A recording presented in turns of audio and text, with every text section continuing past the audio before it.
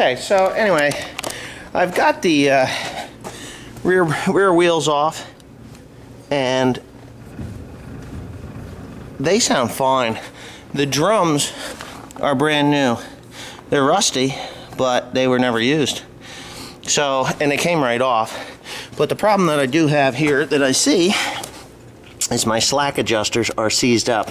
So what I'm going to do is I'm actually going to pull them off of there, and I'm going to take them over to the bench, and I'm going to, oh, my dirty lens, I'm going to loosen them up so that they then again work for me. If anybody doesn't know how these brakes work, when you put your truck in, or your car or vehicle in reverse and you hit the brakes, this little guy here, it comes up and it adjusts the slack. They're automatic slack adjusters. It adjusts the slack in your rear brakes. So I don't think this is an anti-lock brake system vehicle, but it could be, but it's not. Anyway, yeah, Pops just showed up, so I'm gonna have to stop videoing. Anyways, there's the rear end. We got the pumpkin plate off, or the housing plate off. Mr. Tim was supposed to be taking that off of there. A universal would work probably. And we got to pull the pin to take the spider gears out. You did not drop that in there, did you? Yes, I did. Well, you got a well-oiled wrench, Tim. Let's say we find it. We get a rag. Oh my God. Take it. Take them gloves off. So anyway, Mr. Tim, oh, of course you had to tighten it all the way up. What we have to do is get that little bolt out of there, and then this pin will come out, which will drop out the spider gears here, which in turn will allow me to pull the seat clips off and pull the axles out of this here, and these carriers those carriers need to come off too. I got a feeling they got them on backwards. I don't know. Is there a right and a wrong way? Well, we're gonna put them on the same way. So I don't know. We'll see. Once we get them out of there, we'll see what we got. Okay, so we got this input shaft taken out, and this is the bearing that goes in the front, where the where the yoke is, and this is what's left of the bearing that's in the back of the input shaft. As you can see, it is scored extremely bad. As a matter of fact, here's what the rollers look like. Now, yeah, they're pretty ugly. Very ugly. So anyway, yeah, that's what all that rumbling noise is. As you can see, I've got that off of this shaft here, and it's still pretty warm. This is a very hard shaft. I don't know what the... I mean, I cranked that thing into the vise. You can see the little teeth marks, but it did not even bend the metal on there. So that is one hard shaft. Dana 35, everybody. Dana 35. But anyways, the bearings that are on the inside of this carrier, they're perfectly fine. There's nothing really too alarming about it. That's just oil that you see there. But what is kind of concerning to me is the spider gears on the planetary. You can see those pitting there. What that is I believe,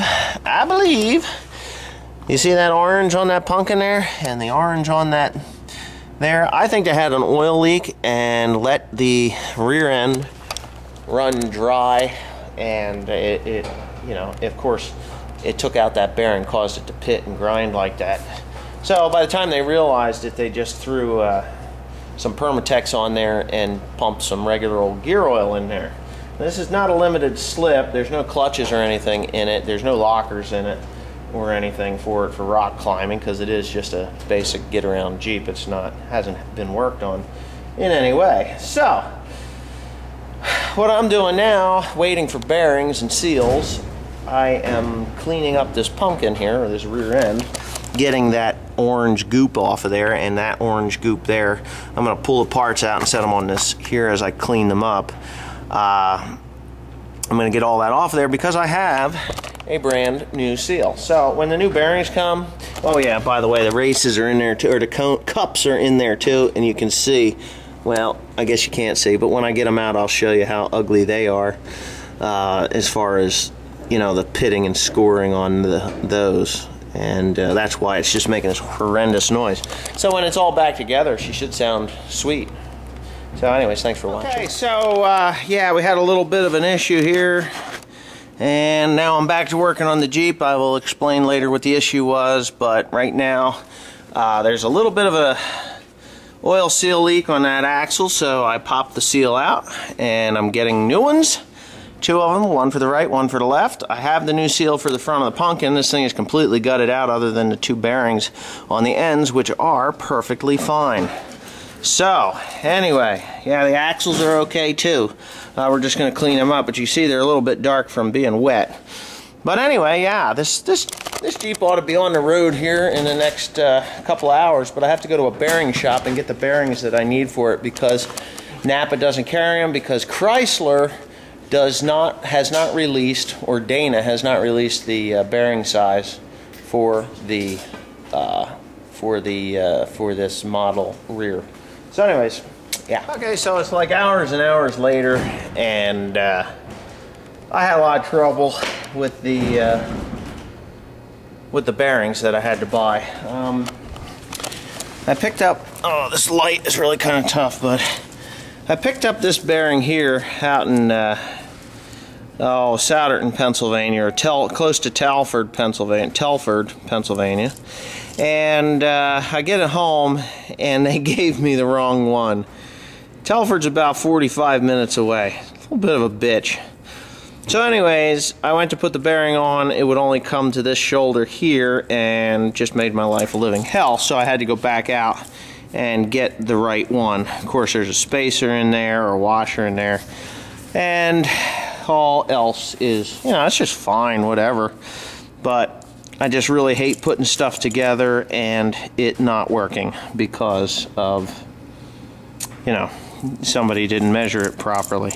So anyway, I've got that bearing. I have the cups are in there. All I have to do is go ahead and put this on in there. There's a spacer here. This guy, let me get this ring here. It's got this little ring here that goes, somebody's calling me. But anyways, there's a little ring there, and then of course this one here, you put the shaft through, and this bearing goes over the top like that, and I'll tap it on there and go ahead and press it in. But I'm going to answer the phone.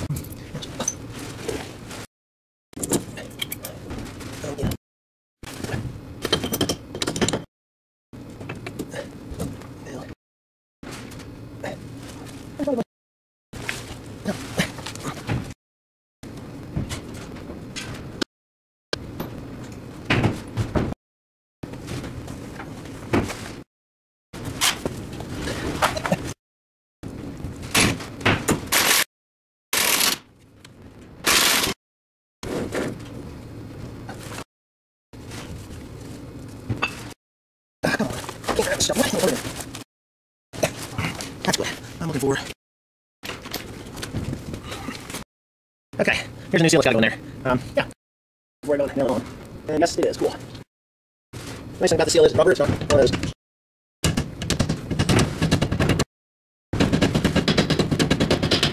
Okay.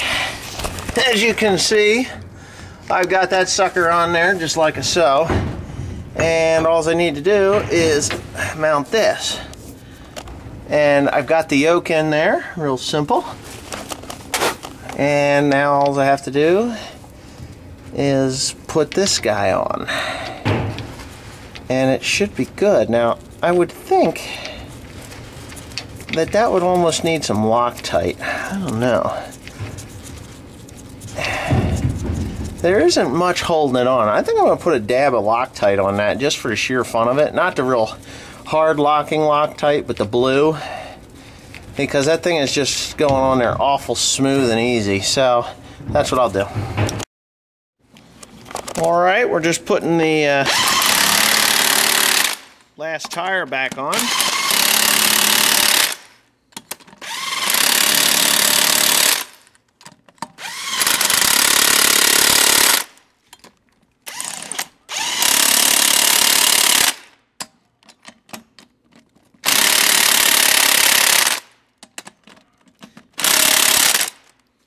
Okay.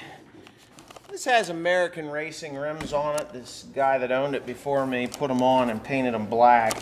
You know, it's just, this stuff doesn't stick to American Racing chrome. So these are coming off of here. I'm going to try and get the tires off my nephew's Jeep, or not the tires, but the rims off my nephew's Jeep, and go ahead and put brand new tires on there and give him these, because these actually look better on his Jeep than they do on mine. So anyways, I've still got this thing jacked up here. I'm going to start the engine up. I'm going to put her in gear before Timothy takes it down from, takes it down, but